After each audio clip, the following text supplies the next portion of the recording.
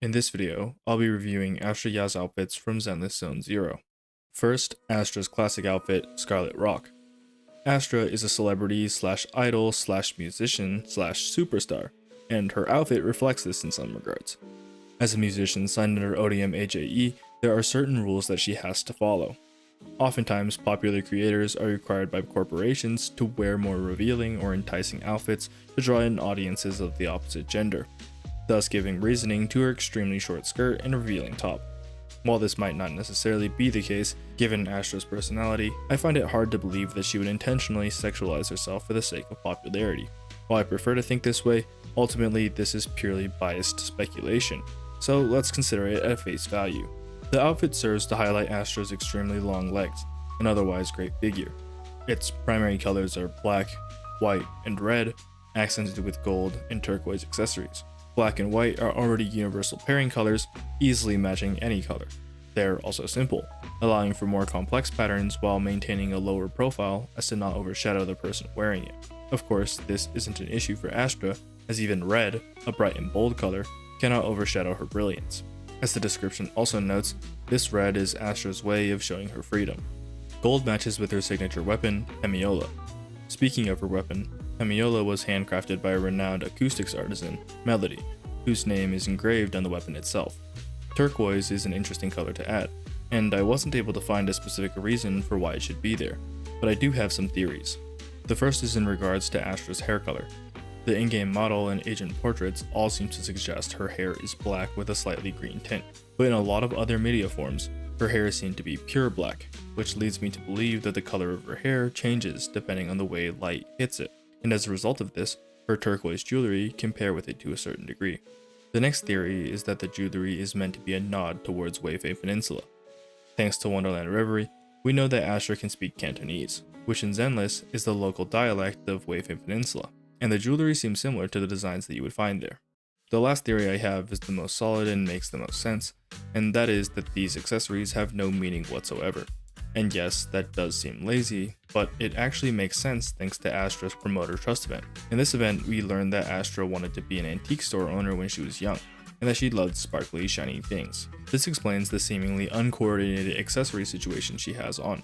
While her hairpin matches with her earrings, her necklace decoration and bracelets seem really out of place. But if this is really just because Astra loves antiques, it makes sense. Moving on to her outfit details, her dress seems to take some inspiration from ballroom dresses. Ballroom dresses can have an open back and usually have fitted tops, and the openness of the chest area and sweetheart neckline is also common in ballroom dresses. However, unlike ballroom dresses, this isn't a dress. It's a skirt, or a mini dress at best. In reality, this dress is a bit strange. Outside of it not falling under any conventional dress types that I'm aware of, the actual dress also seems to be this thin black petticoat slash corset thing with the white parts kind of plastered on like a sort of vest. I wasn't able to find any real world examples of anything similar, so if this does exist, let me know in a comment. These music discs on her dress are most likely cosmetic, as opposed to being actual music discs for Hemiola. On these discs, you can make out the words Whispers of the Void. While it could just be flavor text, it could also be in reference to Astra's history. Explaining it all would take too long though, so pause if you'd like to read my theory. The dress has a lot of ribbons, buttons, and star motifs, as well as what seems to be a comet pattern, which I can only imagine are a reference to her skills. Overall, her default outfit is pretty simple, and it takes a lot of speculation to give it more meaning than just looking nice. But at the end of the day, maybe that's all it needs to be. The outfit highlights her great figure, and her existence is what gives the outfit purpose. Astra isn't wearing an outfit, the outfit is being worn by Astra. In other words, any outfit is a good outfit if Astra is the one wearing it. Next, Astra's alternative outfit, Chandelier. This outfit doesn't change what Astra is wearing, it's still a dress, but there are some pretty notable differences. Obviously, the first is the color scheme. With only black, white, and gold as the primary colors, and by exchanging the poofy red sleeves with these sleek black bows, it is a much simpler and elegant type of beauty. This skirt is similar to a tiered miniskirt, with 3 tiers. Unlike tiered miniskirts though, each tier is different. The bottommost tier seems like a white petticoat, followed by a black dress corset, and finally the black skirt. The black skirt has a tube top slash Queen Anne neckline. and this top shows more skin around the armpit areas in exchange for a more covered back. Instead of the heavy emphasis on stars, Chandelier has more pearl jewelry, the most eye-catching being the ones around her chest and her thigh. Her thigh strap is made with pearls on both outfits, but for Chandelier, the black bow is replaced by a little gold clasp instead. This strap is also quite tight, creating a bit of a bulge, which appeals to certain audiences. Speaking of certain audiences, this necklace appeals to them too. The fact that this necklace piece goes in between her cleavage is already a bit much, but the semi-transparent fabric that reveals a boob window in the necklace again is a truly tasteful way to appeal to such audiences. The devs also really paid attention to small details, as Astra's chest area is squeezed tighter thanks to the tube neckline, and her underwear is different too. I suppose it truly is a Gunnar game. But the detail isn't only limited to these types of details. Her shoes are different too, despite the original ones being able to fit just as well. And more surprisingly, her nails are different. Such a minuscule difference would be unnoticeable unless you were actively looking for them, so it's quite surprising and commendable that the devs would do this. This outfit has a lot of bows, most notably the one acting as a necklace and the ones acting as armbands. The ones acting as armbands are made from the wrappings of the gifts Astra's fans have given her, and when Astra moves, all of these bows are said to flutter softly like butterflies dancing in the breeze. I think this is meant to represent Astra and Eve's connection because Evelyn's outfit also incorporates a lot of butterflies, and it seems to be too specific of a reference to just be a coincidence.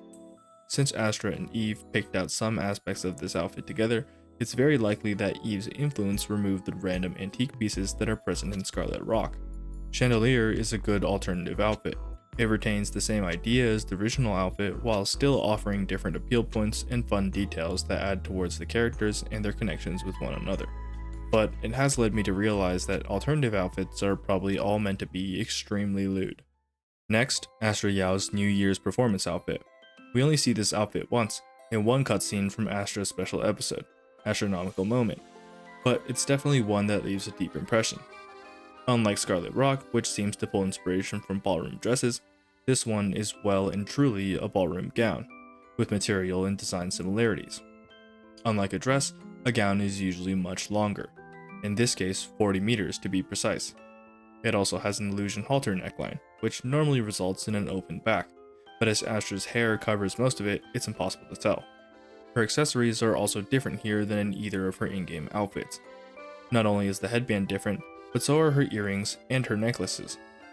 The earrings we see on this outfit are actually ones that Astra wears fairly regularly, as we see them in her outfit on Monologue's album cover, on the cover of the family videotape, on her ballroom dress at the start of the Wonderland Reverie music video, on this animated billboard in Lumina Square, and on her new live album Internet Post. Frankly, I'm a little surprised that her earrings didn't change for her in-game Chandelier outfit, since not only do these earrings exist, but her Chandelier outfit in the Wonderland Reverie music video also has these pearl earrings, showing that an alternative should have been possible.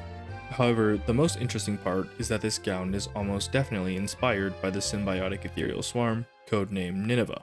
The designs and themes of the outfit are primarily centered around flowers, which Nineveh is said to be extremely similar to the point where there's a flower named after it. Gold flowers are imprinted on her gown, and she has live flowers at her waist as a decoration. The venue has even more flowers, from the swing to the arena below. It's obvious that flowers have a very big role in this outfit.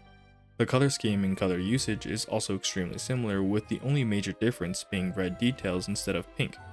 White and black are both prominent colors on Nineveh, with the top primarily white, while black shows up near the petals, which is also true for Astra's gown. The way the flaps of the dress are dragged by the star loop jets and layered gives them the feeling and shape of petals, and the order they're layered in are identical to Nineveh's own flower petals. This outfit is really nice, and since it isn't limited by the in-game model, it can have really extreme design choices that make it stand out compared to the other outfits. That alone would have been enough to make it my favorite Astra Yao outfit, but having an outfit that takes inspiration from another in-universe concept makes the world feel real and connected, making this outfit even better. Astra has a lot of other outfits, but a lot of them don't have very much media or are pretty simple, so of these remaining outfits, I'll be briefly pointing out some interesting things. First is her princess/wedding dress on the cover of the special episode tape cover. It's pure white, and my favorite parts are the long wedding veil and her silver cross earrings. Next is Monologue's album cover. The quality is quite low, making it hard to make out much, but given the overall, you can kinda guess the type of dress it is. Next is the internet post of Astra's new live album. It has a very simple sense of beauty, and the wings are pretty. Next is on the family videotape cover. It seems like a parody of American films, and Astra has this little flag that kinda looks like an American one. Next is Astra's poster at the entrance of Star Loop. You can't really see anything here, but considering that it's the promotional poster for Astronomical Moment and the presence of flowers, this is probably just her Nineveh gown, with these super fancy flower piercings. Next is her outfits on the Luminous Square animated billboard. The right one is just a tennis outfit, and the left one is red. I've kind of run out of things to say. Besides its actual design, this red dress is actually pretty interesting, because it portrays the way Astra is marketed. While the proxies are aware of her real personality, it's important to remember that most astronauts view Astra as a queen of sorts, the way this billboard makes her appear. There's this child Astra outfit, and these pajamas, and finally the 3 other outfits that show up in the Wonderland Reverie music video. First is the intro ballroom dress. This one has an off-the-shoulder neckline, and it's primarily white. It's extremely simple, but I'm a big fan of the ribbon necklace and her thumbless gloves. Next is this poster, where she has a strapless black dress instead, with black gloves. I know this type of dress has a name, but I couldn't find it. Finally, the post-magical girl transformation dress. I believe this type of dress is called an open front dress, but it isn't a very common dress type, so the terminology might vary. She has gold hoop earrings and a simple gold necklace, as well as a flowered hair accessory and red fingerless gloves. There's also this thing on the back of her dress, which is neat. It's a pretty nice outfit as well, as with most of the outfits in this music video. And that's all for Astra's strip review. She has a ton of different outfits, and almost all of them are dresses. Despite this, there are still variations between them, and overall they all look pretty nice. There's a lot of things I probably didn't pick up, since I don't know anything about dresses, but I did my best, and if you enjoyed this video, leave a like.